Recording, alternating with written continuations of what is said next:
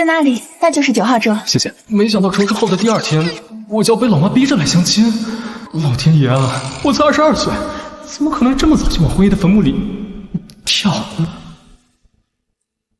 这人间极品啊！老妈这次介绍的对象质量这么高。你是谁？我是来相亲的。你要跟我相亲？是啊，我妈让我来的。你是周阿姨家的姐姐吧？我也不废话了，姐姐长得挺好看的。说实话，我也心动。这样吧，姐姐自己想办法爱上我。14亿人里面，我也只给了姐姐机会。吓到了吧？这么 low 的普信男一定没见过吧？是不是把你恶心坏了？如果我不接受呢？不接受？我希望姐姐不要不识抬举，会把自己的路走窄的。好啊。什么？你不是让我接受你吗？好啊。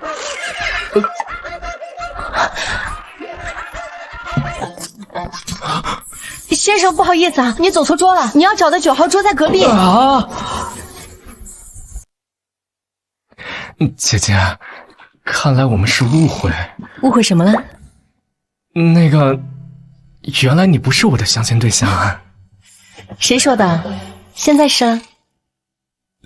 姐姐，我觉得我们可能不适合，你也不要难过。这次的分别是为了我们下一次更好的相见。告辞。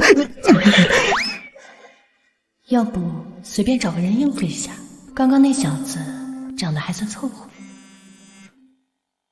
小木啊，来大案子了，现在局里人手不够，你赶紧过来帮忙。好的，我现在就过来。你好，我叫肖玉。你好，我是……还想跑？姐姐，你要干嘛？我们还没相亲完呢，你跑什么跑？快放开我！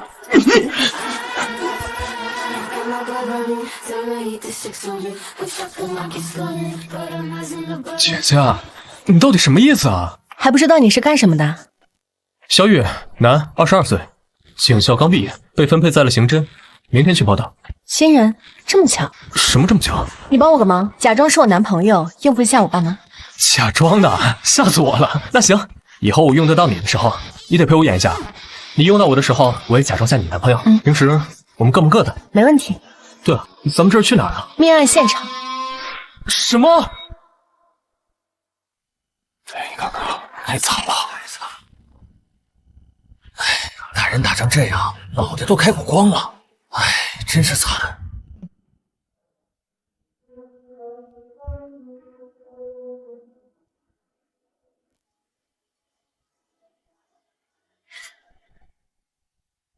小五来了，说多少次了，不要喊我小五。我忘了，应该叫穆警官。你今天这一身可真好看。穆警官，原来他和我是同事，难怪他刚刚在车上说那么巧。这小子谁啊？这里是命案现场，无关人等，赶紧离开。小肖，你不是明天才报道吗？怎么和小木一起过来了？哦，陈局，我们俩刚刚在餐厅碰巧遇到，就带他一起过来了。原来是碰巧遇到了。小肖啊，那你就过来帮帮忙吧。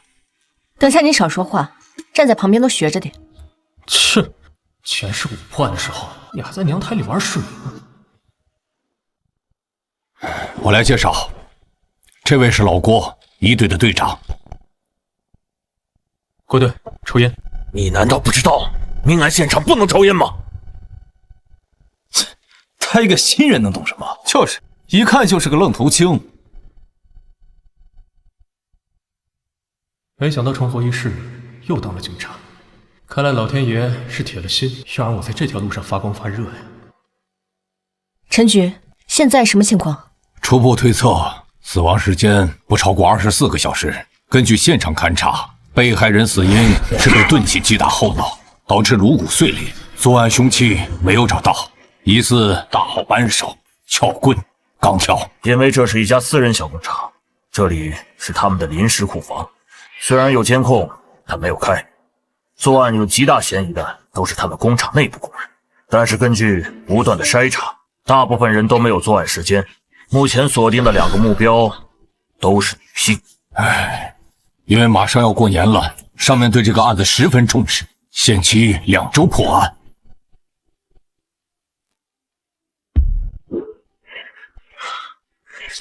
小子，第一次看到尸体，吓到了。不对，这不是第一现场。什么？小子，你一个见习警员，还没正式报到，就敢在这胡说八道？我刚刚查了你的简历，各项考核成绩普普通通，要不是局里缺人，你以为你能进咱们队？这家伙怎么突然像是换了一个人？没有任何挣扎，也没有任何活动痕迹，除非被害人瞬间死亡。如果被害人第一时间死亡，凶手为什么还要继续击他？小肖啊，没事，说说你的看法。我在警校时学过路克尔物质交换定律，但凡实施犯罪，现场必定会留下直接或间接的痕迹。库房内根本没有行凶的痕迹，最多只是弃尸的第2现场。老郭，还是你来说吧。我忘了告诉你们，这里只是抛尸现场，第一现场在楼顶天台。什么？这个姑娘有点意思，故意不说这里是抛尸现场，事情搞乱了。王哥，你来的比较晚，我刚刚一直想说来着。我和郭队刚从天台过来，你怎么不早说？这是一座3层小楼，1楼餐厅，2楼男寝，3楼女寝。工厂正处于放假状态，只有10几个员工没有回去过年，其中包括2名女性职工，也是本次案件的重点嫌疑对象。为什么？通过死亡时间推断，被害人死亡时间在后半夜，当时只有2名女员工在寝室，其他员工正在厂内加班，作案机会不大。背后袭击，从头部在地面上的摩擦痕迹看，是在倒下后有遭遇连续重击，以及血液喷洒的方位来看，从被害人连翻身都做不到这一点来看，凶手极其狠辣凶残。先是打倒被害人，接着连续击打，根本不给反应机会。再从心理学角度推算，能做到这一点的普通人不多，能让一个人爆发出如此狠辣心态、残忍杀人的，无非5大类：感情、仇怨、利益、嫉恨、贪婪。无缘无故杀人，不存在的，那是精神病。大侦探，怎么又有新线索了？我知道凶手的凶器在哪里了。你说什么？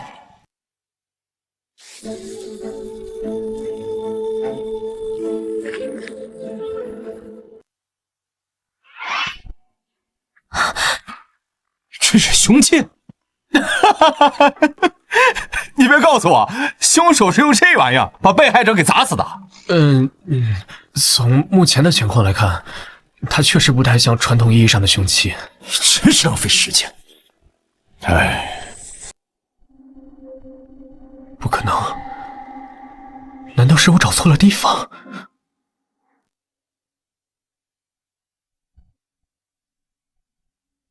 爸妈，你们怎么来了？哼，我们要是再不管你，恐怕你连命都要搭在这份工作上了。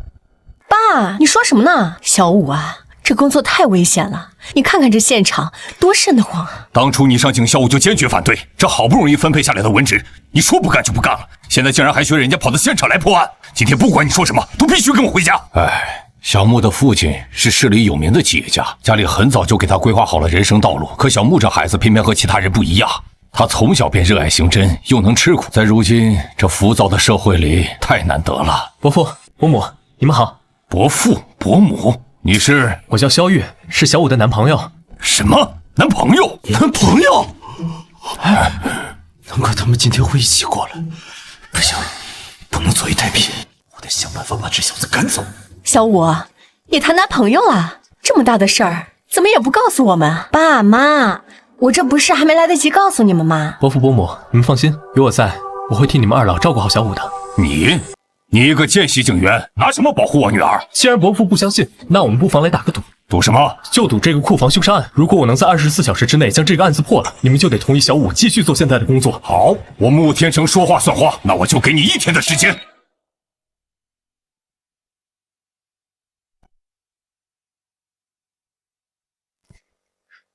给。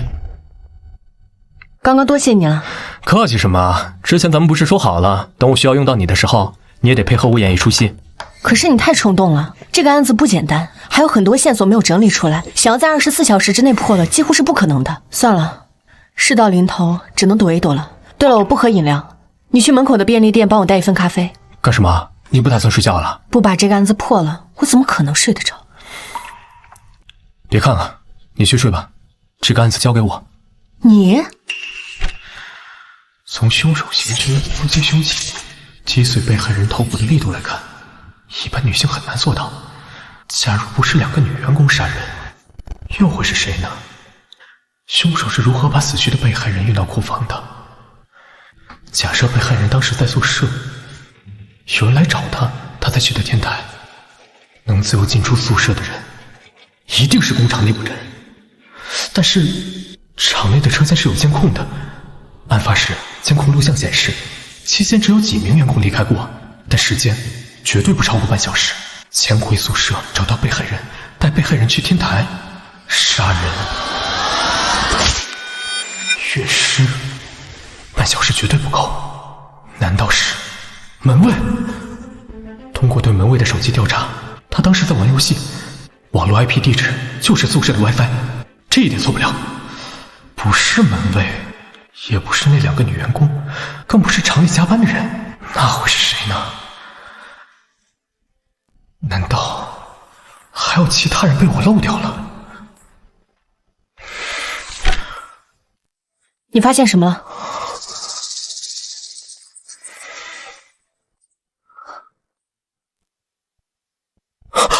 我明白了，我知道凶手是谁了。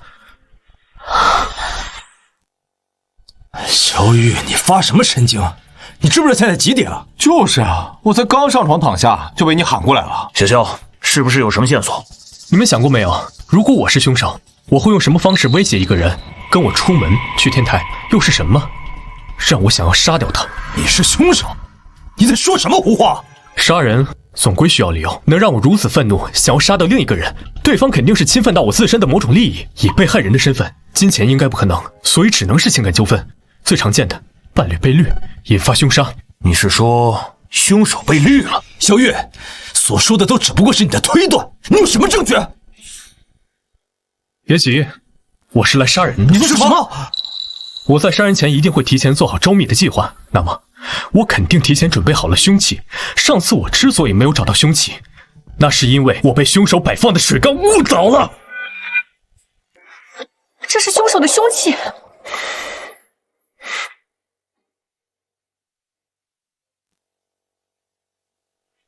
小玉，你不会是提前放了一个扳手在这里面糊弄我们吧？我问你，假如你被绿了，你最担心被害人身上什么地方最容易暴露出线索？小子，你说谁被绿了？小王，你这么激动干嘛？小肖只是在推理案情。我看这小子就是诚心针对我。小雨，你继续说。换句话说，我要怎么做才能让警察忽略我，不会怀疑到我身上？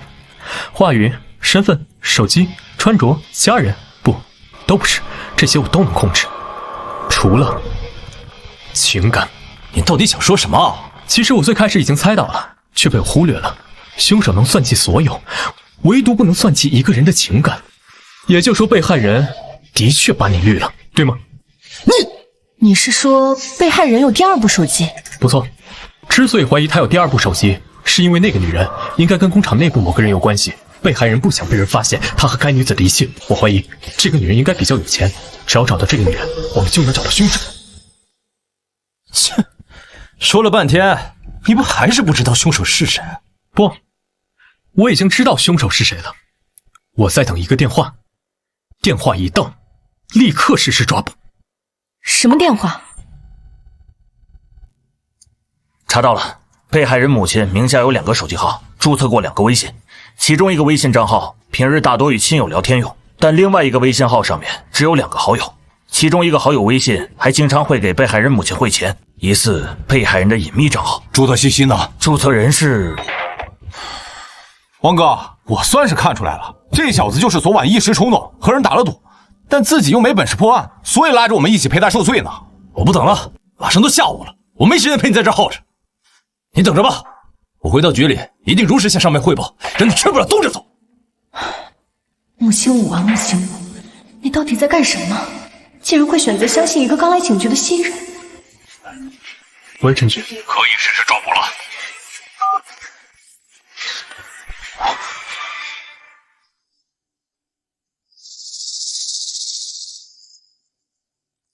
小雨，你确定凶手在里面？哼，当然。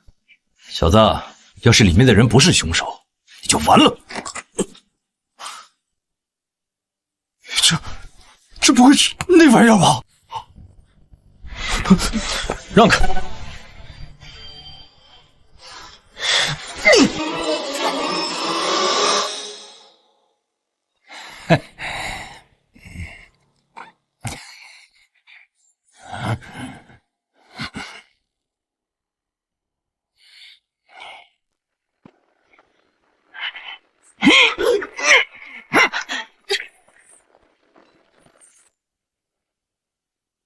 别动，不然我开枪了！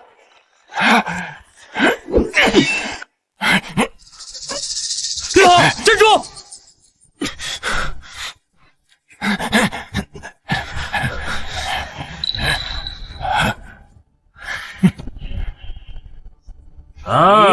原来还有帮手。两位警官，一个月多少工资呀？卖什么命啊？小雨，躲我身后。真是丢人！一个大男人，竟然还要女人来保护。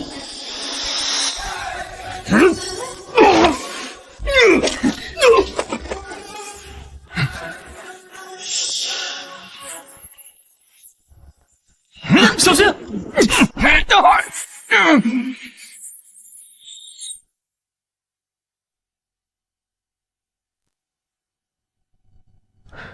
你要见我？见习警员，小子，你身手不错。董景贤，曾经上过警校，因为一些原因没有成为警察。可能老天爷也知道我这种人不配当警察。你想知道什么？你是怎么怀疑上我的？我们查到被害人有2部手机，其中1部是他和情妇秘密联系用的。主的信息呢？注册人是左红玉，34岁，本市人，已婚，身份是被害人所在工厂的老板娘。当你们出现的那一刻，我就知道我死定了。只是没想到抓我的人这么年轻。刘厂长，身为男人，我可以理解你的冲动，但是冲动并不能成为你犯罪的理由。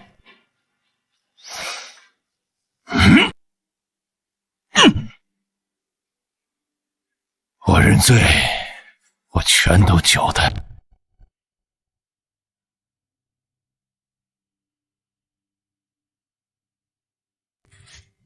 耶！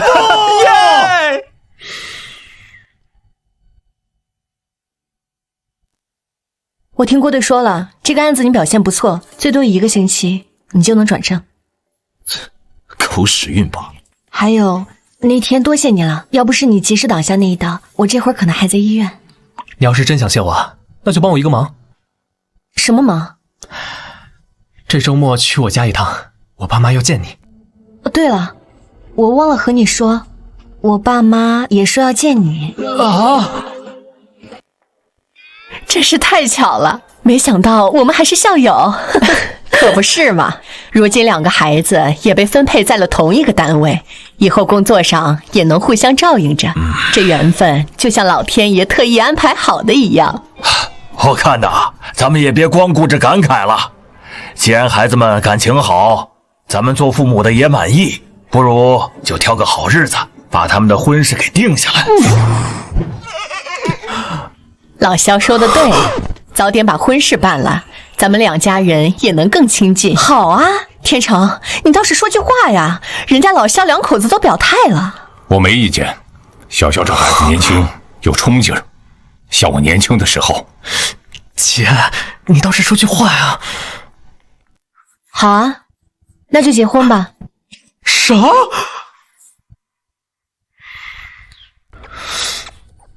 这就领证了？这样也好，有了这个，以后再也不用被家里催婚了。不是，这也太草率了，这速度比我抓犯人还快啊！对了，我父母给我们买了一个婚房，你什么时候搬过来？姐，你来真的？想什么呢？做戏不得做全套。喂，陈局，你们在哪儿？来大活了！出什么事了？省厅亲自下发的特大案件，要求咱们3天之内破案，10万火急。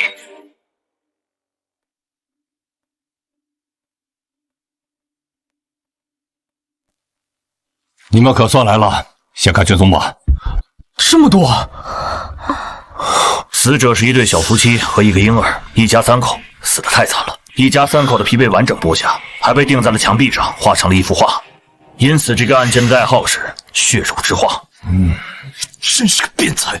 有嫌疑人吗？嫌疑人叫何巧，是被害女性陈芳的前男友。案发时他就昏睡在现场。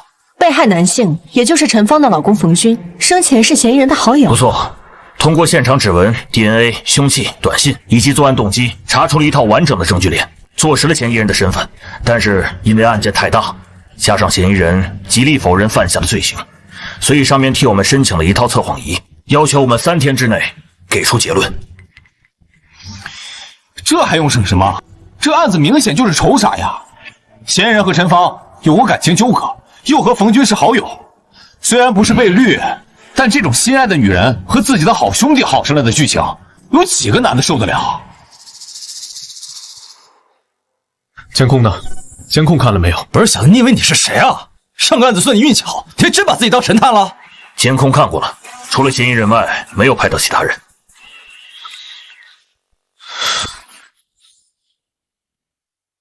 不对，这里面有问题。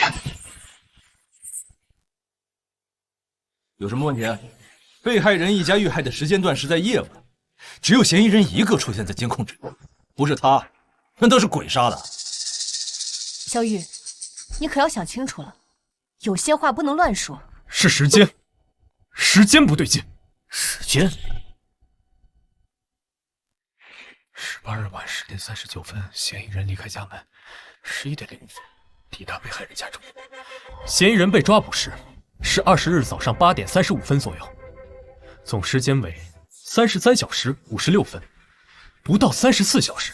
哪怕3名被害人一动不动地被嫌疑人杀害，脱掉被害人衣物需要时间，给被害人放血需要时间，剥下一张完整的皮需要时间，还是3张皮剔肉，把人皮钉在墙壁上。最后是作画，以现场的那些作案工具，就算是专业屠夫也做不到。33个小时，绝对不够。说的这么肯定，搞得你好像杀过人一样。我是不觉得时间有什么问题。有道理，别忘了，凶手还把人骨磨成了粉，没有专业粉碎工具，几乎不可能办到。怎么不可能？万一他提前准备好了什么特殊的药水，也说不定。不是小子，你那眼神什么意思啊？喂，好的，我知道了。小玉，你和我来一趟。怎么了？上面要见你。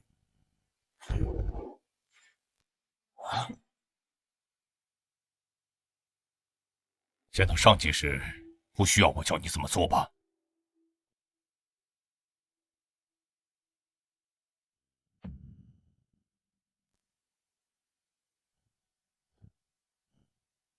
你就是萧玉？是的，领导好。不错，听说你不到24小时便破了库房凶杀案，是个干刑侦的好苗子。说说看，你是怎么发现时间不对劲的？卷宗做得很详细，但做卷宗的人个人观点比较强，着重放在证物与过程上，所以会产生误导性，会让调查人员忽略时间的重要性。并且还有一个很大的疑点。什么疑点？难道没有人想过，得是什么样的心理素质，做下那么变态的凶杀案后，还能在案发现场堂而皇之的睡觉，等着我们去捉？不错，头脑冷静。你们怎么看？进专案组吧。我没意见。专案组？小肖啊，这可是千载难逢的好机会。专案组里可都是本省的精英，能进去那是对你能力极大的肯定。前世我花了3年的时间才进入专案组，没想到这一世仅凭一个案子，就让我提前走到了这。领导，我愿意加入专案组，但是我有一个要求。什么要求？我想让穆警官也加入专案组。哈哈，小伙子，穆清福已经在专案组里了，他是今年的特招生。各项考核都是满分，而且他实战经验也不少，之前参与过几起要案的协助调查，表现相当出色。那我换个要求，能不能让郭队也加入专案组？小小，这又不是买菜，怎么能讨价还价？没关系，你说的是郭强吧？他原本就在我们的考察名单之内，你可以说说看，你让他加入的理由是什么？郭队有着丰富的刑侦经验，在之前的库房杀人案中，是他整理了卷宗。他不仅把案件里里外外的细节梳理得十分清晰，连那些看似无关紧要、容易被忽略的旁枝末节都标注得明明白白。我认为，如果他能加入，绝对是一个极大的助力。老王、老廖，你们怎么看？我认为没问题。我也觉得可以。行，那我现在正式下达通知，从今天起，你们便是专案组的一员，要求3天之内查出血肉之花案的真凶。是。等一下，我反对。有意思，这时间点掐得如此精准，像是提前知晓会议进程特意赶来的。小牛啊，你突然反对，总得有个理由吧？专案组的组建是为了尽快破案，时间紧迫，可不能随便添乱。我提议可以测试一下他的能力，看看他有没有这个本事加入专案组。陈局，那就是牛鹏，这次专案组的负责人。不错，他就是本省的明星警探牛鹏。早在警校的时候，他便协助市里破获过多个要案。那起名动全国的连环纵火案，他只花了1个星期的时间，便找到了凶手。可以说，他就是未来的警界之星。小雨，你的狗屎运用完了，看他这次怎么想的。赵队，我觉得这不公平。萧玉和牛鹏虽然年纪相当，但是牛鹏从警校时期起便已经积累了丰富的办案经验，让牛鹏给萧玉出题，这分明是存心刁难。小肖啊，你要是不想接受这个测试，可以不用勉强。没关系，我其实也十分好奇，像牛警探这样经验丰富的前辈，会拿出什么样的题目来考验我？萧玉，你太冲动了。其实这不算坏事，牛鹏说的对，以萧玉的资历进入专案组，一定会有很多人不服。但要是萧玉能通过测试，那可就是凭真本事堵住了所有人的嘴。就凭他？原来是这小子搞的鬼，竟然和牛鹏给我使绊子。可惜呀，他们打错了算盘。前世里有什么大风大浪没有见过，能难倒我萧玉的人，恐怕还没生出来。哎，赵队，你看这事儿闹的，无妨，年轻人嘛，有竞争是好事。这里有10张照片，我给你1分钟的时间，你需要从这些照片里找出本案的嫌疑人。牛鹏，你什么意思？你这不是故意刁难人吗？卷宗里只记载了嫌疑人的一些基本信息，仅凭这些怎么可能知道他长什么样？而且你只给了1分钟的时间，这根本就是不可能完成的任务。哦，是吗？想认输也可以，只要当着大家的面承认自己没能力进专案组，以后别再打这个主意，这测试就不用继续了。既然萧神探没意见，那么测试现在开始。嫌疑人何小，29岁，本市人，私企员工，身高1.78米上下，偏瘦。卷宗上的信息只有这么多。第1张照片，身材过于魁梧，明显不符合条件。第2张照片，人倒是挺瘦，可身高目测只有1.7米出头。第3张照片，身高和体型都合适，但皮肤粗糙，与描述不符。时间到，怎么样，大侦探？找到嫌疑人了没有？完了，这1分钟过得挺快啊，一眨眼就过去了。萧玉，愿赌服输，你可别在这死撑着，浪费大家时间了。我们还要去破案呢。你急什么？谁说我输了？哼，都到这份上了还嘴硬？那你说说，嫌疑人在哪儿？嫌疑人就在这里。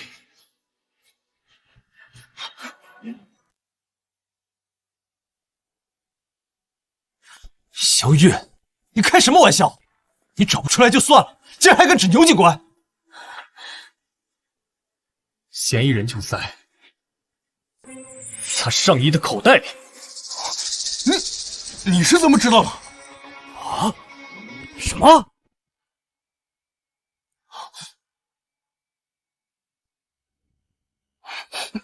其实从一开始，我就察觉到不对劲了。为什么？你太过自信，我瞎猜有1/10的概率，你却毫不担心，还总望向口袋。我确定，真照片就在你身上。牛警官，你还有什么话说？不错，在这么短的时间内，面对质疑还能冷静分析，从细微之处找到破绽，这份能力正是我们专案组所需要的。行，这局算你赢了。不过我们的较量才刚刚开始。见鬼了，这小子的运气真是好到离谱。好了，时间紧迫，抓紧行动，你们只有3天时间。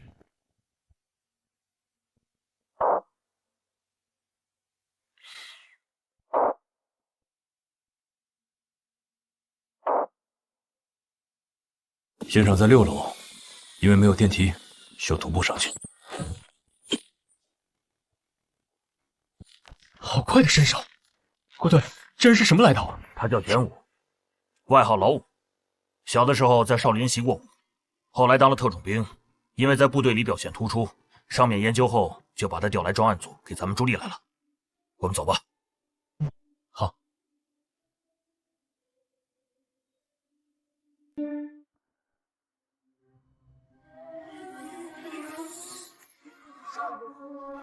不行，味道太大了。这面墙已经处理过了，上面的画是用油漆重新画，没想到味道还是这么重。可以啊，照理说，警校才毕业的见习警员，这种场面都受不了吧？吴哥，在警校时我专攻尸检，尸体见过不少。画的是地狱之门。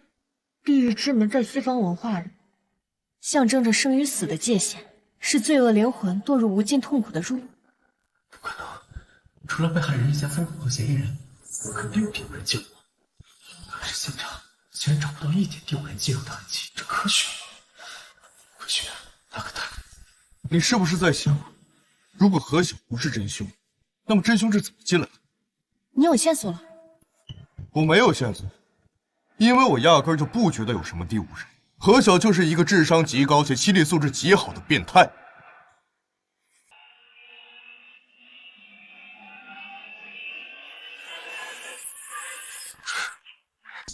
原来你是这么进入被害人家的。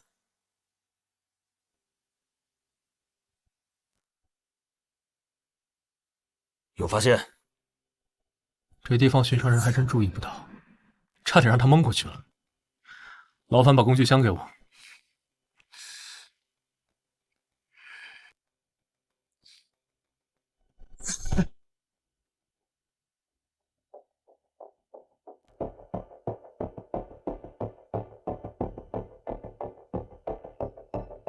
这是……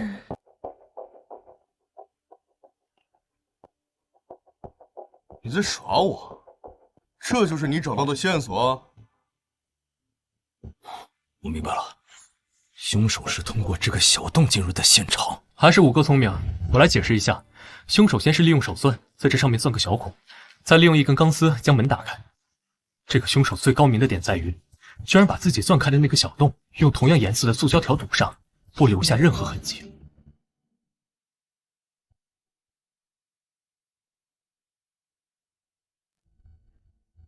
不愧是省里挑选的警员，只是看一眼，便精通复刻了凶手的开锁手法。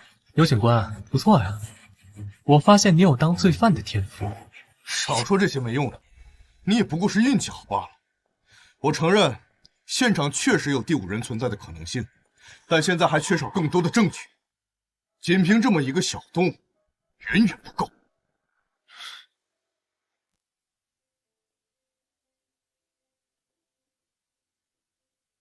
小雨，你去哪儿？去看守所，见嫌疑人何晓。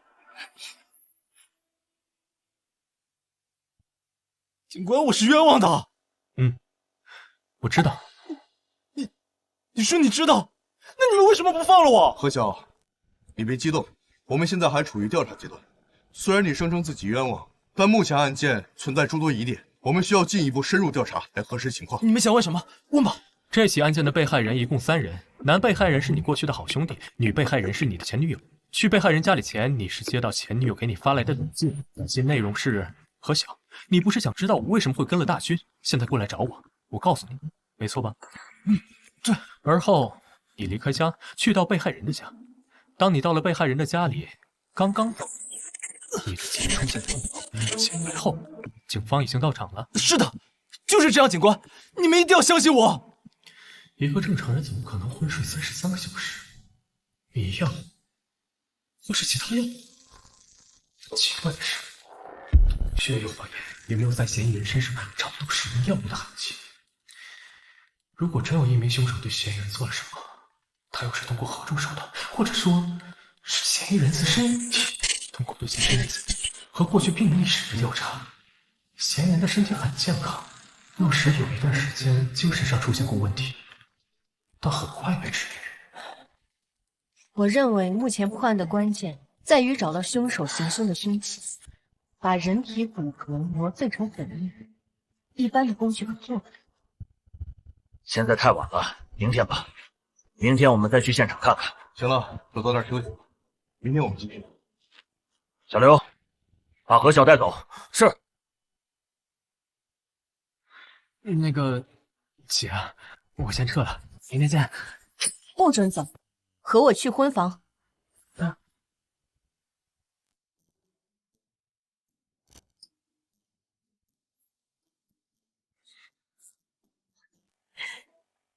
小娇回来啦。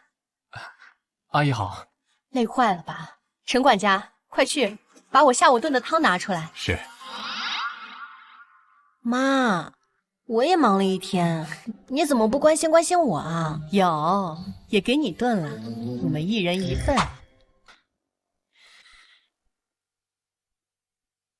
姐，你确定我们今晚睡同一个房间？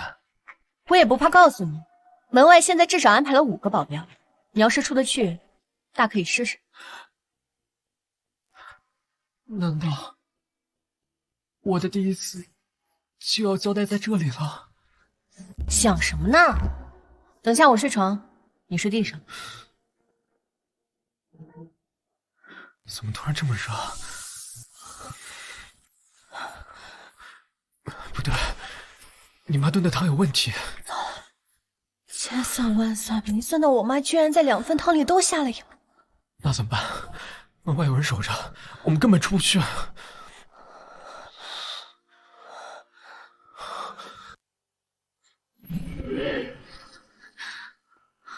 姐，你冷静点儿。你要是这样，我可控制不住我自己了。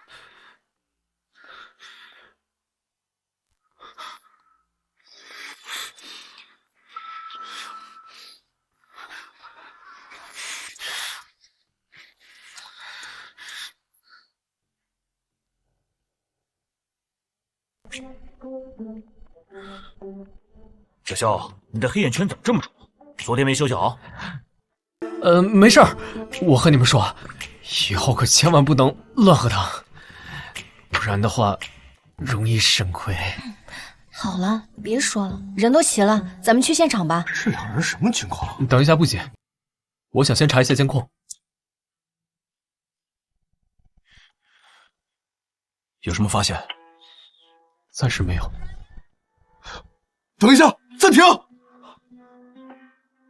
你们看他的身形和走路姿态，是不是很奇怪？而且都晚上8点了，他还在小区里晃悠。一般环卫工人这个点早该结束工作下班了。确实很可疑。抱歉，我不这么认为。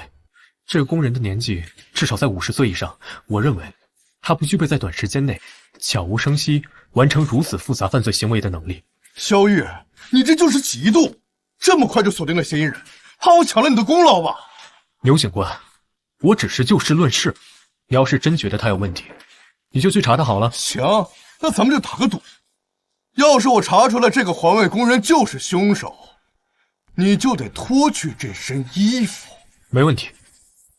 好，愿意和我一起查这个人的，跟我走。小肖，你别多想，我只是觉得那个环卫工人确实很可疑。没关系，我理解，咱们都是为了破案。你们去查环卫工人，我这边也会从其他方面入手。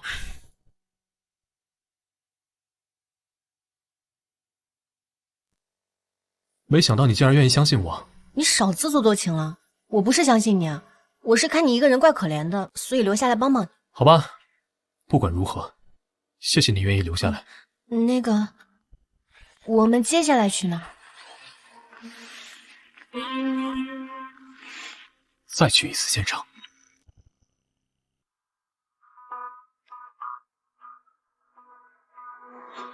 不对，之前一定有什么线索被我们忽略了。如果我是凶手，我策划这起有预谋的变态杀人案，需要什么步骤？制定完美作案计划，准备好作案工具，熟悉被害人家区域，计算好作案时间，设计好陷害何小的过程，起码需要3天到1周的时间。踩点是不可缺少的环节，也是最浪费时间的。没错，踩点至关重要。凶手在踩点的时候肯定会留下一些蛛丝马迹，要不我去周围找找看，看看有没有什么有用的监控。等等，如果我是凶手，那么我为什么会知道嫌疑人何小的手机，并且能模仿出女被害人的口吻，发出那条短信？是因为我太熟悉被害人一家与何小。我和他们是什么关系？同学？朋友？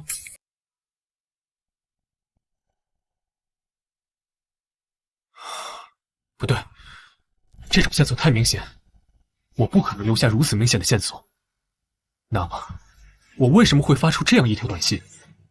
是单纯引诱嫌疑人，或者另有目的？我明白了，短信不光可以让何小因愤怒去被害人家，也可以把警方带入一个误区，即使怀疑凶手另有其人，也会往被害人一家与嫌疑人何小熟悉的人身上引，一箭双雕，好算计。那么，我残忍的甚至变态的杀害了被害人一家，嫁祸给何小，为了什么？根据调查，受害者一家与嫌疑人何小均无重大恩怨，不存在极端矛盾，是情绪失控吗？绝不可能！我头脑冷静，计划周密，这种刻意布局的行为，在我看来十分反常。可我还是这么做了，到底是为什么？谁？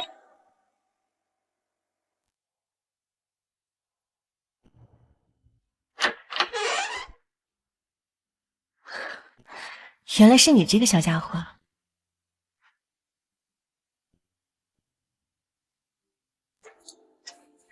怎么了？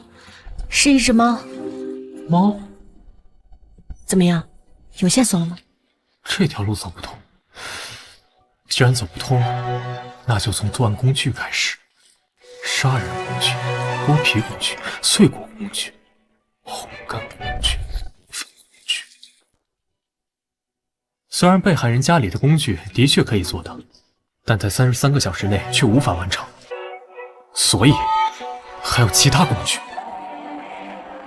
如此多的工具会很重。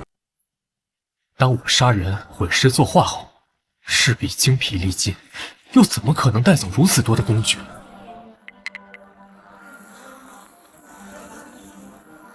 如果留下，会被警方找到线索。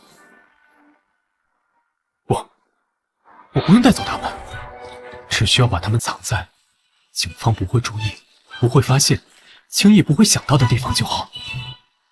难道是小区化粪池？不，带着他们出去，很容易被小区监控看到。那会是什么地方？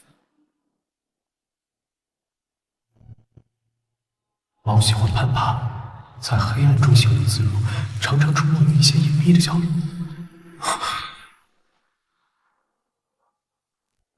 我明白了，凶器在这里。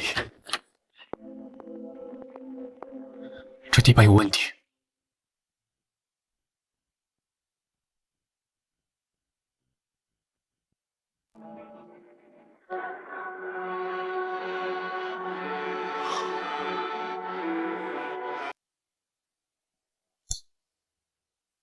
小肖啊，干得好，你又立功了。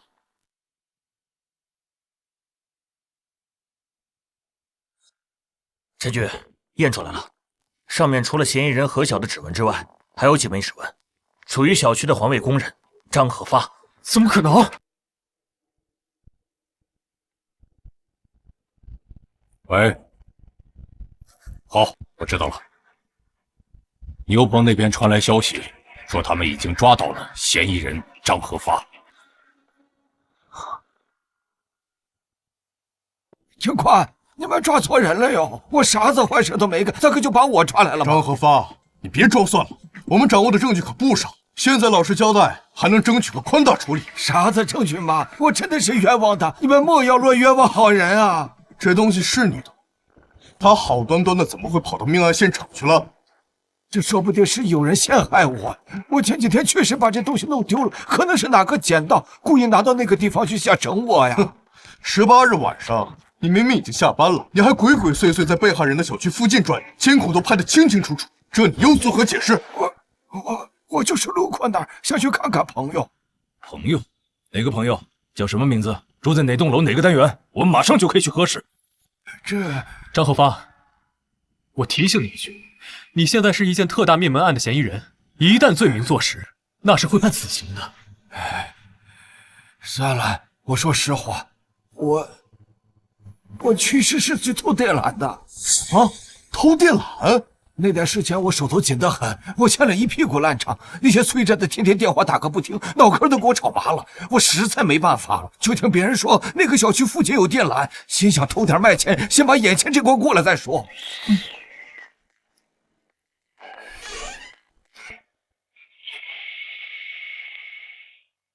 我刚刚查了，案发当天被害人小区的电缆确实是失窃了。此外，第二天嫌疑人确实是还了一笔欠款。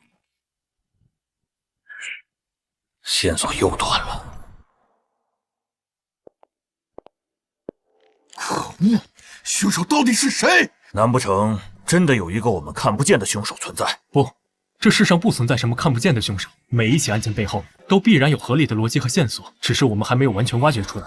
我有一点想不通，凶手偷走了作案工具，为什么要在上面留下何晓的指纹？通过种种调查与推断，何晓不可能具备作案的可能，光是一个时间就对不上。难道是凶手猜到检方可以找到这些东西，故意把上面弄上何晓的指纹来挑衅我们？不对，不应该是这样，不是凶手在耍我们，而是我们陷入了一个误区，忽略了一种可能。什么可能？通知所有人，我想我已经知道凶手是谁。萧玉，你什么意思？把我们叫到一起，还让前务把何晓也带过来了。小肖啊，别卖关子了，凶手到底是谁？之前我们陷入了一个误区，谁说最不可能作案的嫌疑人就一定不是凶手？什么？萧玉，当初说时间对不上，嫌疑人33小时之内无法作案的就是你自己，你别告诉我，你现在要自己打自己的脸。你前女友一家3口是被你杀害的。不是我，不是，果然是你。我没有，不是我，怎么可能是我？我只能告诉你，人的确是你杀的，灭门惨案是你做的，但是现在的你是无辜的。什么？萧玉，你在开什么玩笑？怎么回事？我以前看到过一起案件，犯罪嫌疑人是一名多重人格患者，又称为多重人格障碍。嫌疑人的多种人格均有其独特的体验构想模式。最有意思的是，人格状态的改变通常会出现严重的遗忘症，不能用简单的健忘来解释。可以说一个人格做了什么事情，其他人格根本不知道。是说何晓有多重人格？那起案件中，起因是犯罪嫌疑人体内有一个极为聪明且又变态残忍的人。当他控制了犯罪嫌疑人的身体后，做下了很多灭绝人性的事情。正因为人格之间的记忆是不共享的，所以犯罪嫌疑人的主人格根本不知道他的身体杀害了很多无辜的人。当他被逮捕后，办案人明知道犯罪的是变态人格，但还是不得不把犯罪嫌疑人囚禁起来，这辈子都不可能放出来。这太不可思议了！我知道你能听到我说话，甚至也能看到。你不打算出来跟我见个面吗？我不知道你在说什么。你是认为自己做的天衣无缝，以为我在诈你？那么，你小时候得过的精神病真的治好了吗？不知道你小时候为什么没有被确诊为多重人格，但你的患病史摆在那儿。当我第一次看到这起案件卷宗，上面讲述你的自述昏睡，记忆出现断层，当时还以为你被药物迷晕，现在看来不是。记忆断层是因为你的另外一个人格控制了你的身体。我是不是可以继续推敲，你的前女友不仅是一个人格的女友，而是双人格共同的女友？如果是正常分手，不应该如此怀恨在心，正常人也不可能做到如此地步。那么只能说明你的另外一个人格不光非常聪明，也非常的变态，心理扭曲，是这样。萧玉，你做出这种推断，有什么证据？证据？其实我差点被他骗过去了，是他的这双手出卖了他。手？我记得上一次提审他的时候，他尽管情绪十分激动，两只手却稳得出奇，一点没有普通人在那种状态下该有的颤抖或者慌乱。但是这一次，他的手却抖得厉害，这说明当时主导他身体的是那个心理扭曲、有着极强自控能力的另外一个人。我没猜错的话，那个人格应该是前段时间苏醒了，结果发现自己过去的女朋友不光分手，还跟好友结婚生子，等同于背叛，肯定会忍受不住。那段时间也是这个人格在控制着身体，在策划这起案件，计划如何杀人。因为心理扭曲，不光要杀害前女友，连她的老公孩子都不放过。继续。但你不傻，反而极其聪明。同样不想自己的身体死掉，或者是坐牢，对吗？然后你想到了一个办法，不光可以亲手做下那等残忍的事情，还能摆脱一切罪名。还有吗？当然，被害人一家三口其实是在那33小时之前被害的。你说什么？那个时间段的前一天，邻居们听到被害人家里传出一些噪音，当时都以为是装修。而碎尸一是为了泄愤，二是掩盖死亡时间，没有完整少部分尸体，即使法医也只能分析出一个大概范围的死亡时间。等你杀害了被害人一家三口后，才用被害人的手机给你自己发了短信，不然不熟悉女被害人，也不能把女被害人的口吻模仿得那么像。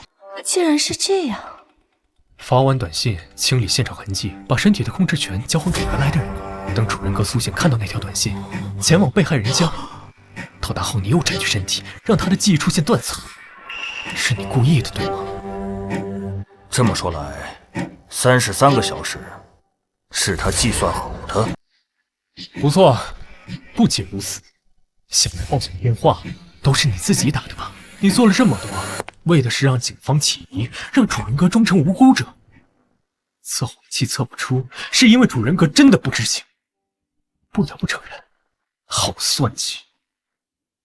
既然这么完美，又是怎么看出来的？因为画蛇添足，为了清理痕迹，能从我开锁。这种人怎么可能会在现场留下这么明显的指纹？你猜到了又如何？这些都是你的推，不能当做证据。证据？小子，确定面板惨案是你做的？过去的证据已经足够了。是的，只要你的第二人格出现，一切就结束。那又如何？最多被关起来，又不用死啊！见过缠小脚的，没见过缠小脑的。你以为死是最可怕的？什么意思啊？知道什么叫生不如死？每天关在一个小屋，绑在病床上，强制打针吃药治疗，不见天日。那个状态下，好人都得被精神病。那时的你可能会想自杀，可惜你不会有这个机会。人在做，天在看，苍天饶过谁？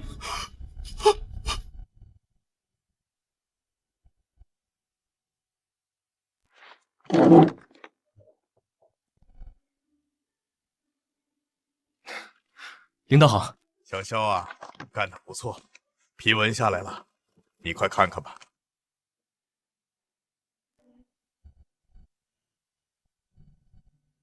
1级警员，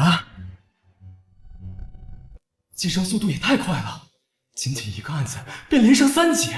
对了，你的个人3等功也下来了，经过商议，决定让你去省里参加一个表彰大会。赵队，这幸福来的也太突然了。小伙子，好好干，我们都看好你。行了，我们要回省里了，这个月25号记得来海市报道。好的，领导。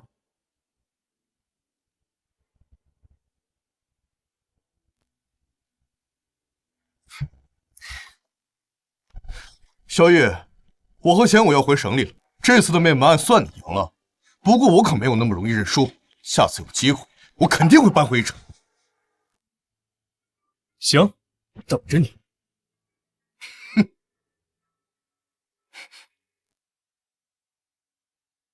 小雨，你在这儿呢？怎么了？我爸妈准备了家宴，庆祝你这次破案立下大功，还邀请了你爸妈一起过来。啊！咱妈不会又炖汤吧？我早就说了，潇潇这孩子不错，有前途。你看，这才几天的时间，就升到了1级警员。亲家公过奖了，我家萧玉啊，这次能破案立功，少不了小武的从旁协助。有句话说得好，男女搭配，效率翻倍。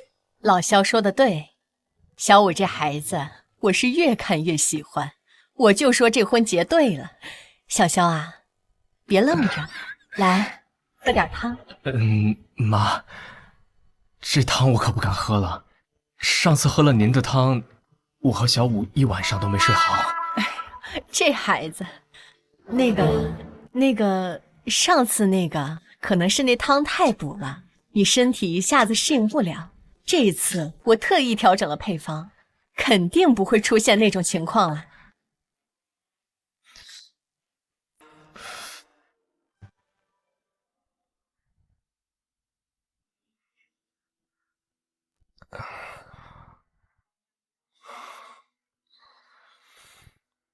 那个姐，我们就这么一直坐着。咱们要不要做点什么？这房间是不是开空调了？我怎么那么热啊？你别说，好像确实挺热的。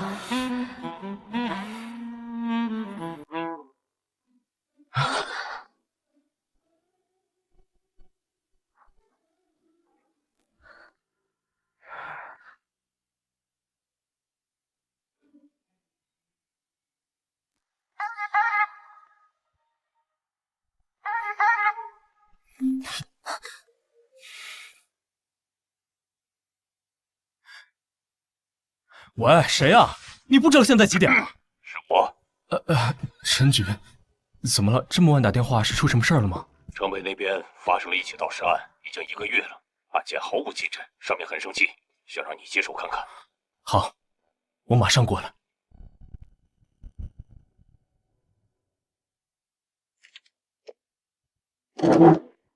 小雨、小莫，你们可算来了。郭队、陈局，一起盗尸案而已，用不着这么晚过来下班。哎，这案子因为迟迟未破，家属3天2头去省里上访，上面压力很大，所以由城北分局转交到了我们这边。你小子可以呀！你知不知道，你现在可是咱们市的名人了，圈子里给你取了个外号，叫肖尔摩斯。真是人怕出名猪怕壮。现在好了，什么活都往我们这里推。小肖啊，我理解你的辛苦和压力，我还叫了天凯和小伟也过来帮你了嘛，他们就在会议室。我知道你25号要去省里，现在还剩3天的时间，你得抓点紧了。等你这个案子破了，我给你和小木批1个星期的带薪假。真的？您放心，不用3天，我1天就把这个案子给破了。卷宗还没看呢，就在这吹呢。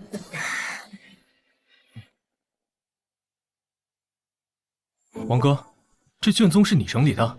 不错，你放心。我虽然之前确实有点看你不顺眼，但我这人公私分明，这卷宗我可是按照最高标准整理的，每一个细节都抠得死死的。那就好。这上面说，死者出车祸，因抢救无效身亡，后开完死亡证明，移送火葬场进行火化。整套操作都没有什么问题。巧的是，死者的儿子是学医的，因为给其父亲更换骨灰坛，发现自己去世父亲的骨灰颜色不对，结果通过化验，死者的儿子发现其父亲的骨灰竟然变成了猪骨灰。是的，因为死者家属发现死者遗体可能在火化时被调包，已是半年后。火葬厂方拒不承认调包，反过来起诉死者家属敲诈勒索。这要怎么查？火葬场的确有监控，但火化的过程却没有监控。倒是一些特定机构的确存在收购尸体现象，虽然价格很高，但都是正规渠道。要么死者是那种无亲无故之人，要么就是死者家属同意把遗体捐赠，国家会给予补偿。还有一种，一个人在生前自愿死后捐赠遗体的。除了这些，买卖尸体涉及利益交易，都是犯罪。走，先去家属家看看。啥？这么晚了？要不等明天？哎，等等我！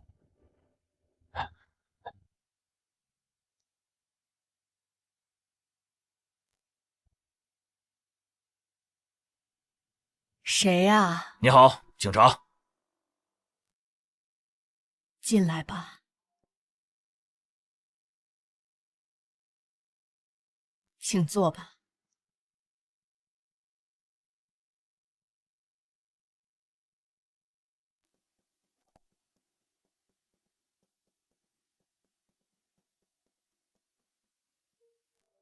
妈，他们是谁啊？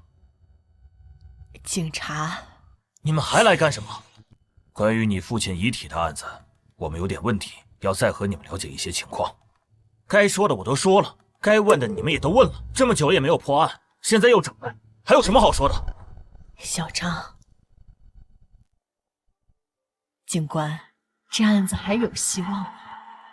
这世上没有永远破不了的案子，只有还没有发现的线索。首先，我们彼此要信任、配合。那好，要我们怎么配合？首先，我有几个问题想请你回答一下。第一个问题，为什么给你父亲的骨灰换骨灰坛？最开始父亲的骨灰坛质量出了问题，瓷坛出现裂痕，我想换一个好一点的骨灰。好。第二个问题，一般人可做不出给自己亲人骨灰化验，当时你是怎么想？我是学医的，老师教过人类与动物骨骼密度。当时到骨灰时发现颜色太深，骨渣与人类骨骼不符，我感觉父亲骨灰可能出问题了，就带着父亲的骨灰去到学校，专门请了一位讲师，我们一起做了化验，结果是猪骨灰。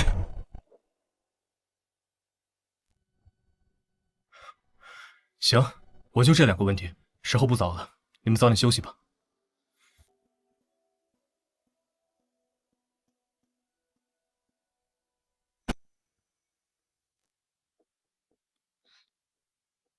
怎么样？从面部表情看，刘建章没有说谎。行了，都回去睡觉吧。再这么熬下去，咱们都变成国宝了。郭队，火葬场几点下班？啥？你别告诉我，你现在想去火葬场？这个点他们已经下班了，不过有值夜班的人在。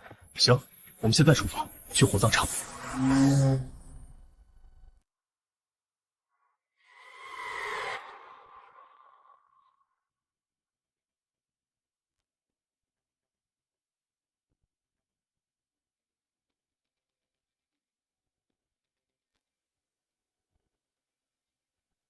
你累了的话，就换我开。没事，谢谢。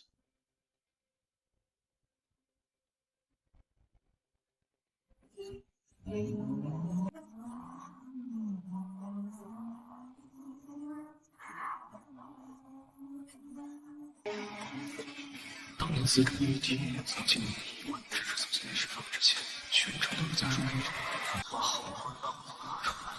家属不存在在这个路上给人调包，唯一可能出现问题的地方就是尸体被火化时，在这个过程被调包是极有可能的。通过卷宗上显示，当年接手案件的调查人员调用过火葬场的箱子，的确不存在人或车进出时盗尸的可能性。当年的香火木箱，如今还被封存在档案室里，出轨了。人的尸体火化后化成猪骨灰，魔术敢这么玩，电影敢这么演。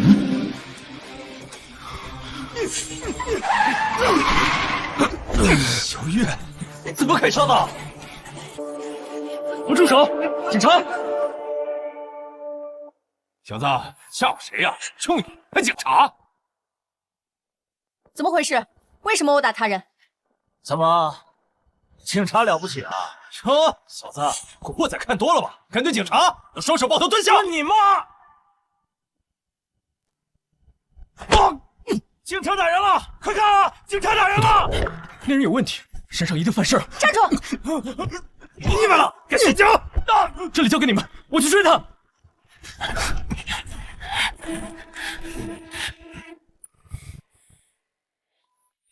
真是倒霉，竟然遇到了警察。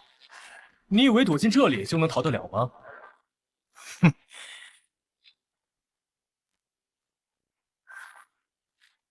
就你一个，对付你，我一个人绰绰。去死！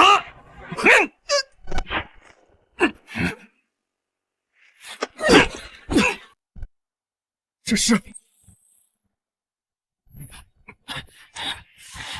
别跑！站住！不愧是警界第一神探，身手果然了得。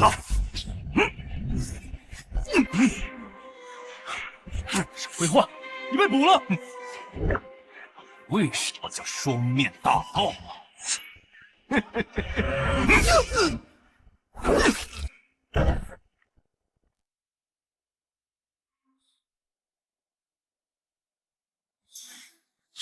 这是你怎么会有这个纹身？小子，带着你的问题下地狱去吧！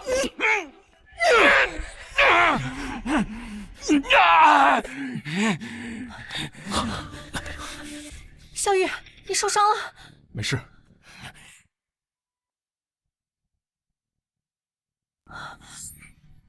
你流血了，赶紧去医院包扎一下。郭队，这个人麻烦你带回去，好好的审一下，顺便问一下他手臂上的纹身是怎么来的。行，没问题。你们来了，怎么样？没事吧？一点小伤，问出来没有？审出来了，这家伙叫王德龙，男，31岁，L 市人，是个逃犯，化名王小军，藏在本市。犯了什么罪？贩毒。被打的人是他们的客户，起因是这小子毒瘾犯了，找到健身房，结果他没钱还想拿货，因此两边起了争执。纹身的事问了没有？问了，这小子是个软骨头，被小王吓唬了一下，什么都招了。他说他在3个月前加入了一个组织，叫黑谷。黑？不错，这是一个跨国犯罪集团，入会仪式就是纹上黑色的骷髅纹身。王德龙不过是个刚入的新人，知道的也就这么多。我已经向上面反馈了，让他们顺这条线查下去。看来也只能这样了。没想到火葬场没去成，顺路抓了一个贩毒团伙。陈局很高兴，这可又是一件大功。你小子还真是咱们局的福将。这个点儿，火葬场应该开门了，咱们赶紧过去一趟吧。姐，这是……我妈听说你受伤了，给你买了一辆新车，这车空间大，开着能安全舒服些。这车不少钱吧？钱的事儿你就别操心了，你放心，这车不贵，没有超标。好吧，那个，替我谢谢咱妈。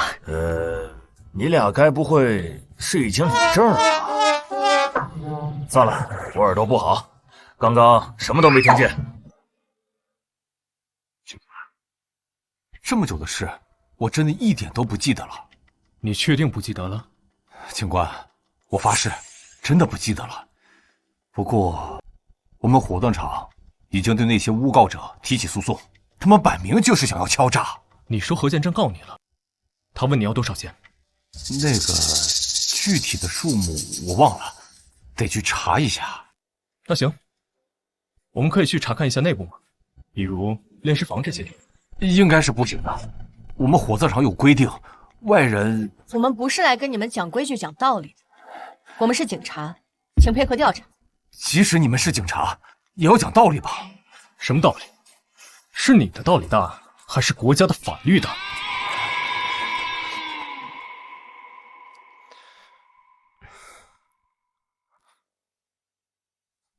喂，陈局，小肖，你是不是在火葬场？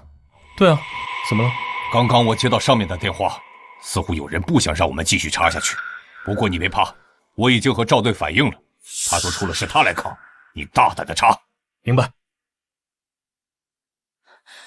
怎么了？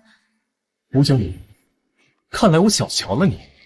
不过你找谁都没用，今天这案子我必须查个水落石出。郭队，麻烦再叫几个兄弟过来。好，我现在就打电话。你们去查一下监控。是。郭队，这边交给你们，我和小五去那边转转。行。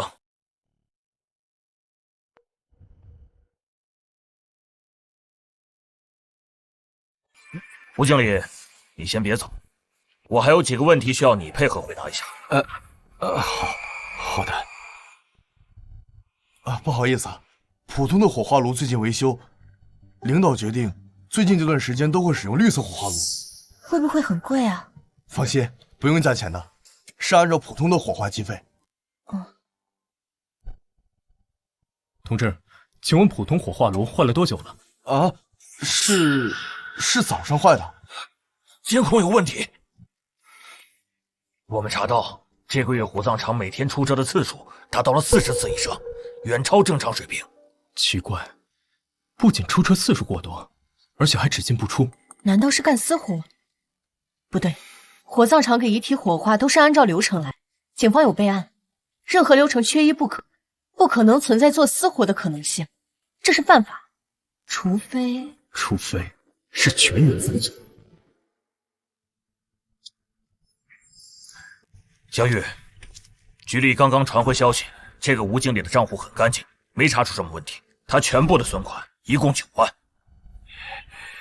好，一个堂堂火葬场负责人，账户存款只有9万块。欲盖弥彰。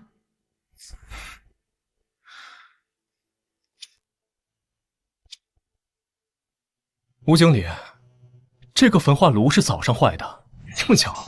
是的，警官，早上突然就出故障，不能用了。突然坏的？这么重要的设备，报修了没有？报修了，不过记录还没有来得及整理，等下我让人找出来给您看。不用了，你现在将它打开。这刚坏没多久，里面温度还很高，而且说不定还有一些有害气体残留。吴经理，你这么紧张，难道里面藏了什么不可告人的东西？警官，你说笑了，我哪敢藏什么呀？我再说一次，将它打开。是，小王，打开吧。好。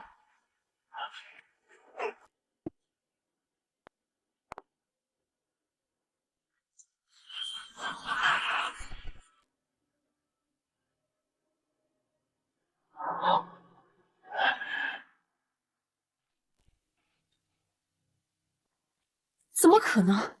这里面是空的。警官，我早就说了，这里面什么也没有。不对，什么也没搜到，不合理。难道是我们侦查的方向出了问题？不可能，一定是有什么地方疏漏。这个焚化炉有些不对劲，表面看上去很新，可从磨损度来看，要比一旁经常使用的焚化炉还要常用。为什么？有发现？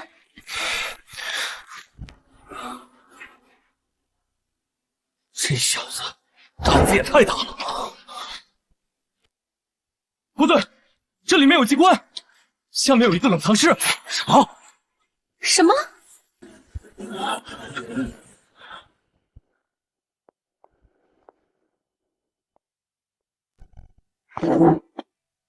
小肖啊，干得好！吴天全已经招了，这是一起特大遗体走私案，上面很重视，会派专人过来跟进。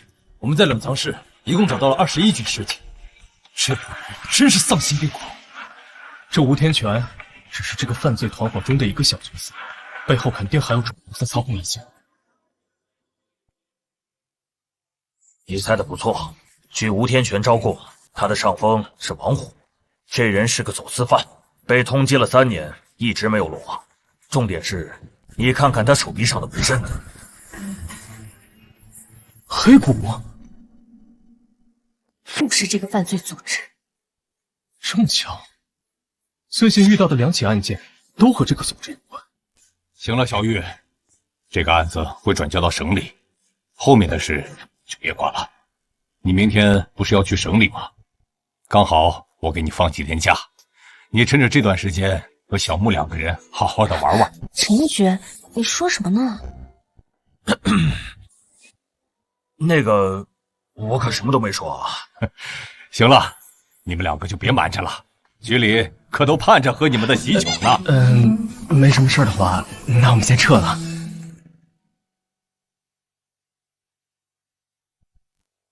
喂，赵队，小玉啊，你最近手上有案子吗？要是没有的话，今天晚上来省城一趟。这么急啊？是出什么事了吗？等你到了再说。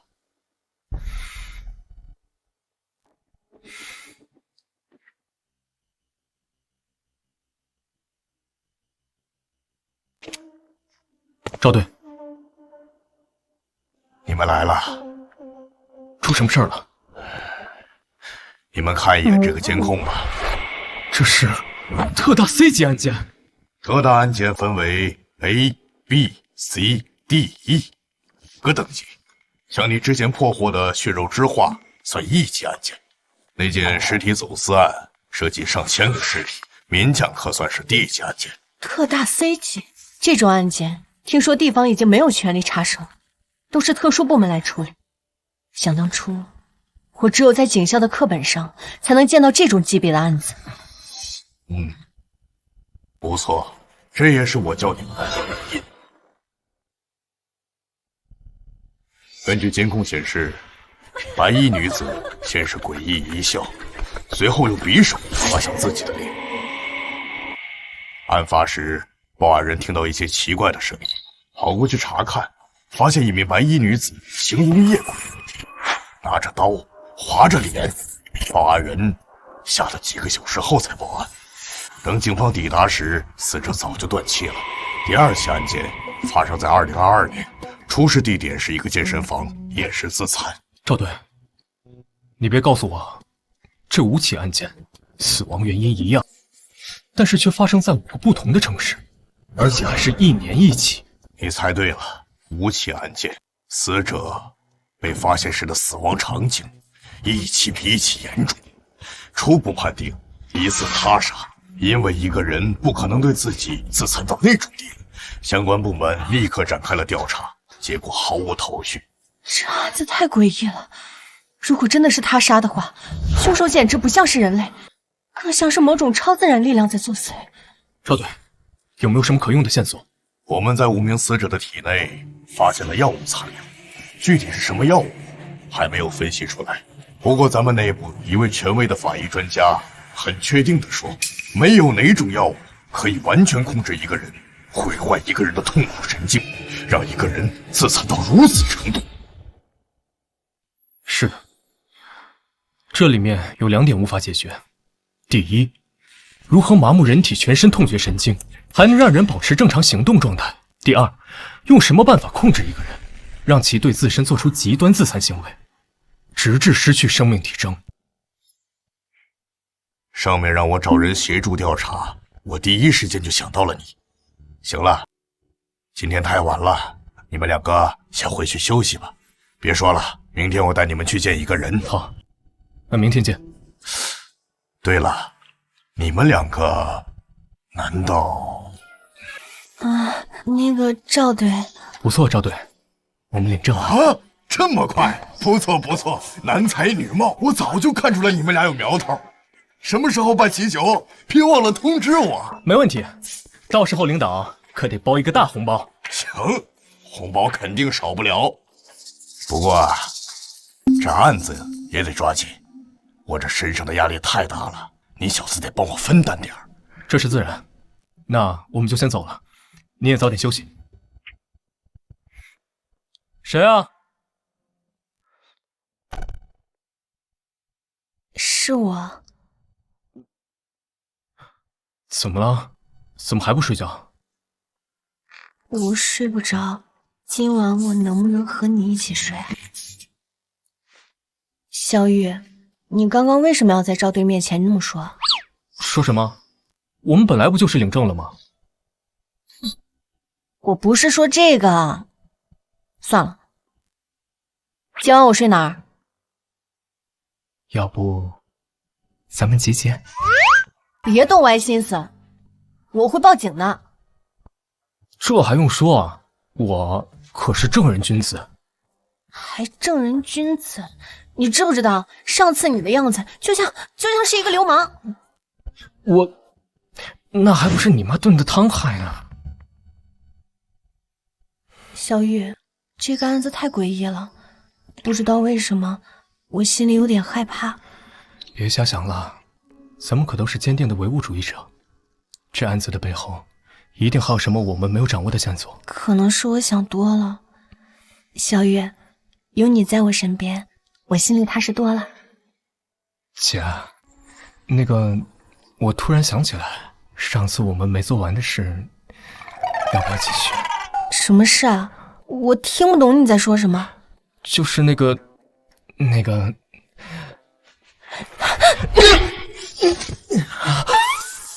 说了，不许动歪心思。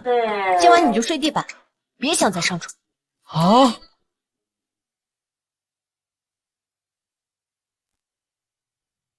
哎呀，小雨，穆警官，好久不见啊！啊，不对，也没好久。我记得咱们上个星期刚见过。你们怎么在这儿？萧玉，你什么意思？合着只有你一个人会破案？牛队，我可没那意思啊，我就是太意外了，没想到在这儿能碰上你们。上个案子我承认是我疏忽了，让你抢了风头，这次可没那么容易了。行了，人都到齐了，我来给你们介绍。这位是王栋，王组长，来自特殊部门，也是此次案件的负责人。萧玉，22岁，京城市人。实习期第1天便破了库房凶杀案，随后加入专案组，又破了一件特大灭门案。短短1个星期不到，便升为了1级警员。就在前几天，还破了一个倒卖尸体案。领导的消息很准确，不过这些都是团队共同努力的结果，并非我一人之功。不错，能有这样的觉悟很好。长话短说，你们2个想不想加入专案组，把这个案子破了？当然想。王组长，上面给的时限是多久？10天。10天之内若是破不了此案，此案有可能会被暂时封存，到时候真凶可能就要逍遥法外了。这也是没办法的事，这案子积压的太久了，不可能所有人一直耗在上面，而不管其他案子。赵队说的对，所以咱们得抓紧了。另外，我补充一句，虽然我名义是专案组的负责人，但在这10天里，我会全力配合你们，为你们提供辅助支持。你们需要什么，尽管和我说。我想去现场看看。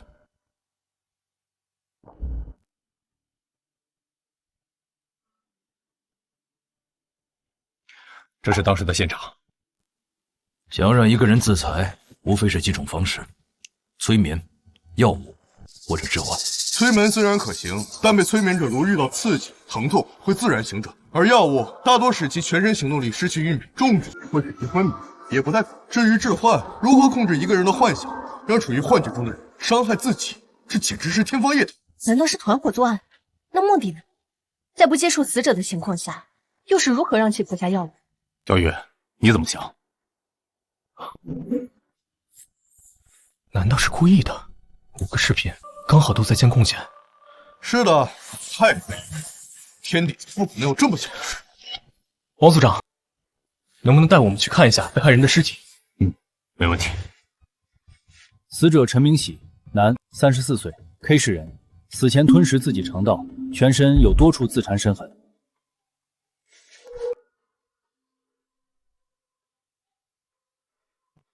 萧月，萧月，好好的你笑什么？你变态啊！你怕尸体？我不是怕尸体，我是怕你。你是不是发现什么？死者胸腹上的伤口很平整，一刀切，没有伤及内脏。死者对自己下手时，居然还会控制下刀深浅，你们不觉得有意思吗？你的意思是说有人在控制他们？可是监控里什么也没有拍到啊！继续。陈法医，麻烦你切开死者的耳朵。切耳朵？切吧。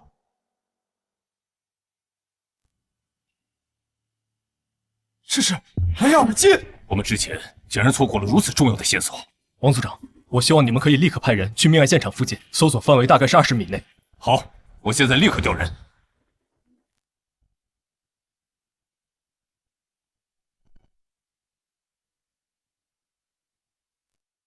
找到了，是一台 MP5。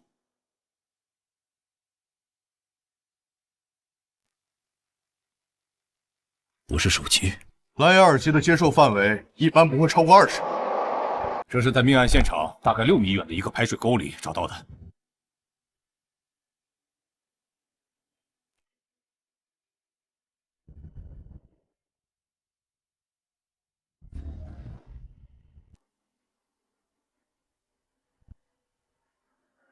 找到了，应该就是这个。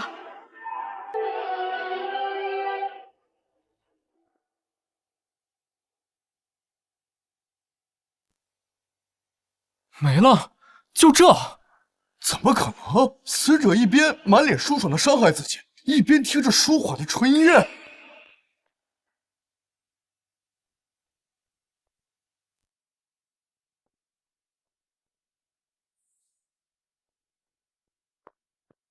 你们发现什么了没有？是催眠？不可能！虽然我不懂催眠，但之前我们已经调查过，甚至想到过，催眠绝对不可能做到如此地步。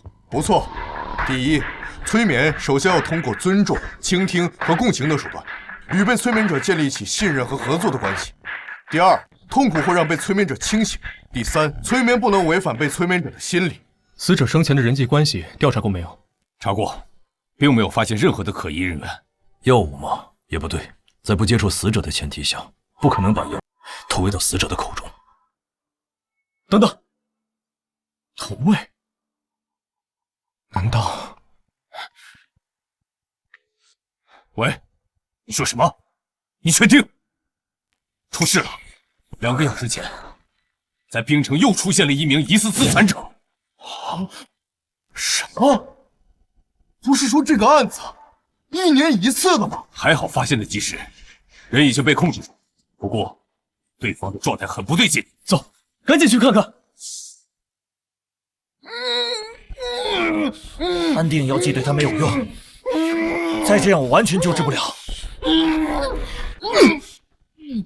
萧月，你干什么？他都这样了，不把他打晕，难道眼睁睁看着他死吗？没毛病，就是你这下手稍微狠了点。把人送去医院吧。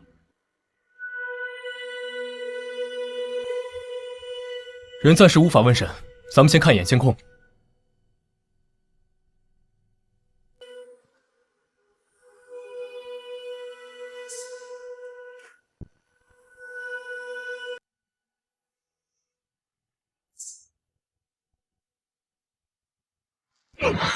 当时有一名治安巡警路过，见到这一幕，吓了一跳。这家伙像是疯了一样，对周围的人发响攻击。最终是4个民警合力，整整用了半个小时时间，才算把他彻底制服。搞什么？丧尸围场？视频看完了，你们怎么想？给他验血了吗？验了，结果还没出来。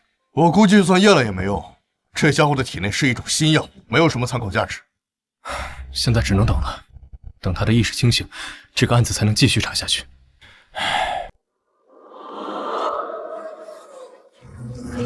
吕心言，还记得昨晚发生过什么吗？伤者精神状态有些不，应该是受到了什么刺激。刺激，的确是挺刺激的。知道自己昨晚做了什么吗？为什么会那么做？我不知道。不用担心，你得的可能是一种奇怪的病，不过幸好发现的及时，以后也不会再出现这种状况了。说说你昨天的情况吧，比如说下了班之后做过什么，记得吗？记得，昨天工作完我就回家了，晚上和老婆孩子吃完饭，如往常那样到楼下抽烟，抽了2根烟后，原本准备回家，结果我回到家里，拿起了工具包，走出了家门。等等，遇到了什么？遇到了什么？比如说遇到了什么人？遇到了什么奇怪的东西，或者遇到音乐。人、东西，的确有音乐。我看到一个小孩在拿着一个音乐盒玩，音乐很好听，很舒缓。对了，听到了音乐的时候，我的身心都好像很舒爽。是什么音乐？不知道，反正很好听。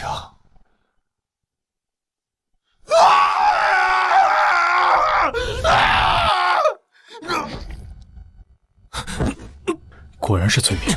那么问题来了，这个凶手是利用的什么手段控制的受害人？受害人的社会关系很简单，妻子是那种老实本分的家庭主妇，还有一个上初中的女人，暂时没有发现什么可疑的对象。不对，去受害人家里看看。你的丈夫平日里有什么娱乐爱好吗？他平日除了上班，和朋友出去喝点酒，再就打游戏。手游？不是，是电脑玩的。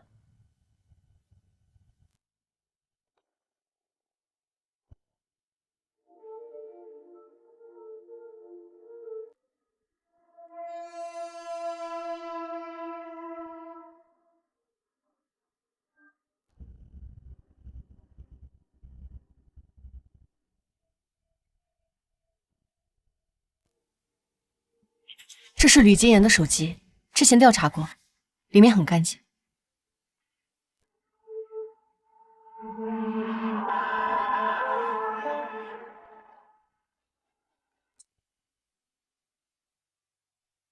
你怀疑这个 APP？ 现在这个阶段，任何可疑的细节都不能放过。王所长，麻烦你利用权限联系直播平台的技术人员，我要详细的浏览记录。好，我这就去办。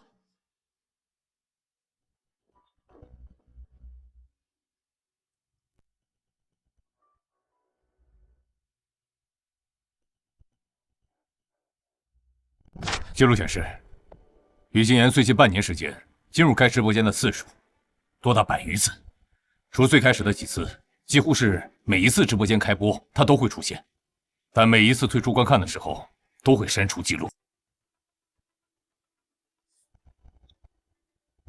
直播间的主人是谁？查不到 IP 地址，是通过代理 IP 登录，身份信息也都是假的。难道是通过直播间对受害者进行催眠？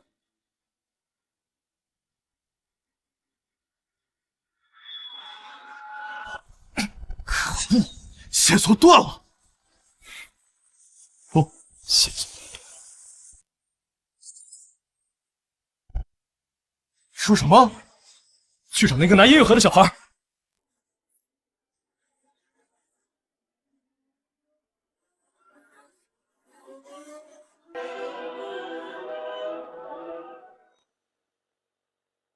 孩子找到了，应该是一个20几岁的哥哥给他的。对方的反侦查能力很强，他给孩子音乐盒的时候，正好是小区内的监控死角。通过对小区的监控排查，也没有找到疑似孩子口中的青年。同时，我们也调取了小区外的天眼监控，同样没有锁定到嫌犯目标。只要通过孩子的口述画出人像画，不现实。不对，他还在本市。为什么？因为他这次的计划没有成功。比如，一个男生和一个女生相恋，到了如期似交、谈婚论嫁的阶段，正当男生高高兴兴地拿着户口本要和女生领取结婚证，结果女生突然和他提出分手，和另外一个男生闪婚，男生会如何？愤怒，或者说是暴怒。是的，越聪明的人越自信，自信多了，很容易衍生出另外几种情绪，这是心理学中几乎不可逆转的现象。很少有人能控制住这种自身心理，越聪明越自信。当他被狠狠地打击到，他会忍受不住愤怒，同样会好奇，他会想知道自己的计划为什么会被破坏，是怎么被破坏。他会去查看究竟。那岂不是说医院里的吕金言现在很危险？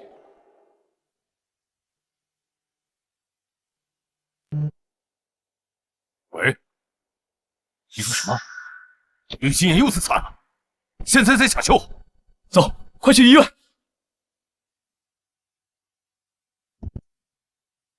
于坚吃掉了自己2根手指，还用玻璃划开了肚子，基本上是抢救不回来了。什么？可恶！这个凶手把我们当猴子耍！医院到处都有警察，他是怎么做到的？难道是医护人员？不可能，所有的医护人员我们都排查过，不是他们。我们大意了。停，就是这里，退回去。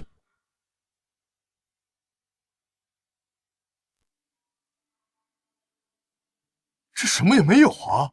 再往回倒。停，将画面放大。这是什么鸟？这是大山雀，俗名花脸王。不对，有问题。再放大。靠，还能这样？这鸟成精了！这是怎么做到的？凶手竟然能操控一只鸟！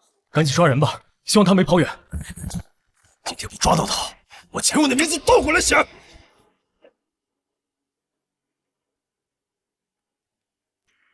喂，是我，赶紧调人过来，将第7医院全面封锁。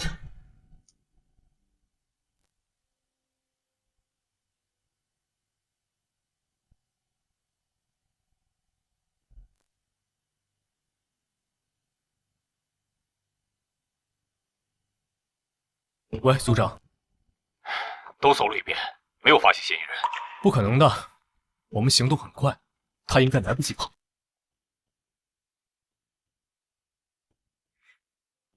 究竟在哪里？以对方的性格，应该不会狼狈的躲起来。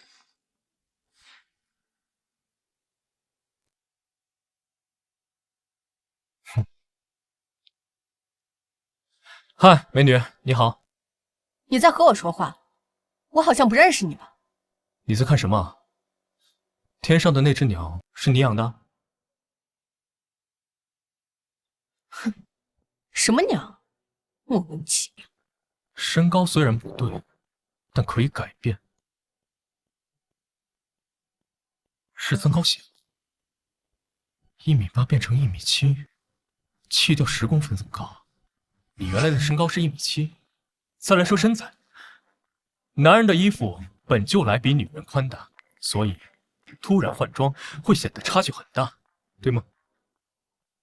你是不是有什么病啊？你再骚扰我，我报警了。还有一点，你可以利用装扮把全身上下都包裹起来，但是你却忘记了，耳朵是露在外面的。知道拍身份证照片为什么要露出耳朵吗？因为不管脸怎么变，一般人不会改变耳朵。另外，男装时你的胸很平，就是证明你的胸肯定不大。就算你换了女装，也不可能变成一对 D， 只能说明你们藏的东西会是什么？我猜会不会冒出几只鸟？萧玉，你确实很聪明。你认识我？当然，自我介绍一下，我叫何雨。你为什么要这么做？没什么理由，只是好玩罢了。好玩？你知不知道你所谓的好玩，让一个个家庭陷入了无尽的悲痛？这些人做错了什么，要遭受这样的折磨？因为这些男人都该死，他们只会在外面找情人，背叛自己的家庭。我就是要惩罚他们，让他们也尝尝痛苦的滋味。利用药物和催眠来控制，花费这么大的成本，你的背后不止你一个人吧？你猜对了，萧雨，你3番2次破坏我们的行动，上面已经注意到，你的死期已经不远了。你是黑谷的成员。上一世我们能杀你一次，这一世一样可以。你说什么？萧玉，你就算再厉害，也逃不过命运的轮回。这一世，你依旧会死在我们手里。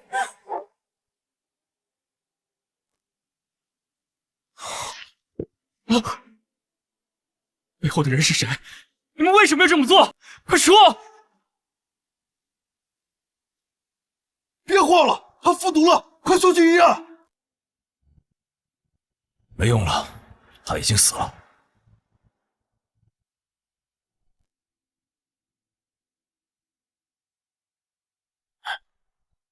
他就是凶手。真没想到犯下如此诡异大案的，竟然是一个小丫头。不对，我感觉他只是一个替死鬼。什么？他如此仇恨男性，但却一年只杀1人，你们不觉得奇怪吗？你的意思是，他们在试药，通过不断的试验，完善这种能控制让人疯狂自残的药物。何宇很可能只是被利用的一枚棋子，真正的主谋还在暗处，而且他们一定有着更大的阴谋。有道理。王组长，您对这个黑谷组织了解多少？据调查，这个组织的总部在国外，我们掌握的信息很少，只知道他们行事极为隐蔽。国际上很多大案要案的背后都有他们的身影。不管他们什么来头，既然把手伸进了龙里，那就休想全身而退。咱们龙可不是他们这些歪门邪道能肆意撒野的地方。老牛说的对，你们遇到了他们，看我不把这群王八蛋打得满地找牙！小雨，放心，这个组织再神秘，手段再厉害，也不过是一群见不得光的老鼠。咱们一起努力，一定能将他们连根拔起。你说的对，咱们可以顺着这条线查下去。我萧逸发誓，一定要将这群害群之马绳之以法。小萧啊，这可就是你的不对了。你们2个领证了也不告诉我们，竟然瞒了我们这么久。就是，怎么是怕我们这些老家伙来蹭你们的喜酒啊？哪能啊，几位领导，我们本来是想等一切都安排妥当了，再风风光光的请大家喝喜酒的，这不是怕太仓促怠慢了大家吗？小雨啊，你这晋升速度太快了，我估计用不了多久，我们都得喊你叫领导了。国队，你可别拿我打虚了啊！我这就是侥幸破了几个案子，全靠大家共同努力。小雨，过分的谦虚可就是骄傲了，这可不像你。说了这么久，新娘子呢？赶紧让穆警官出来吧，别藏着了。你们先聊着，我去喊他。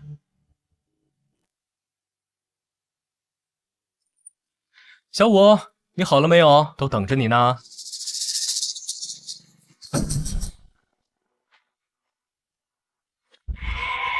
找死！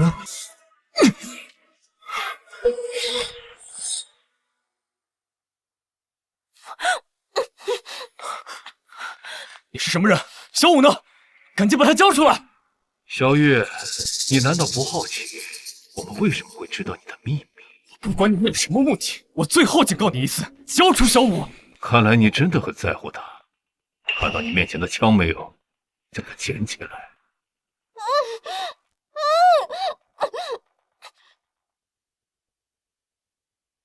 我们来玩一个游戏，我数3个数，我们同时开枪，看看是谁的枪更快。只要你赢了，我就把你的女人放了。我是警察，我是不可能和你玩这个游戏。那太可惜了，那么我只能把他杀了。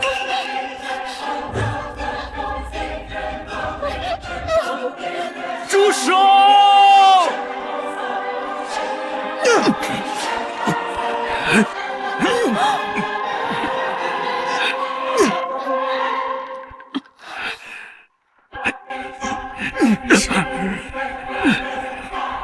没事吧？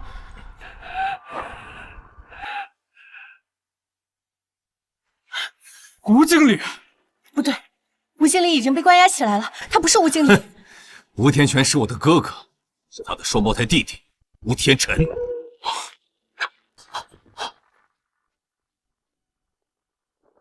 小雨，怎么回事？他是黑谷的人，将他带回局里，好好的审审。好大的胆子，今天还敢来闹事！放心，交给我们。小雨，刚刚他说的秘密是什么意思啊？没什么，我后面会把这件事慢慢告诉你的。现在咱们有更重要的事情要去做。什么事啊？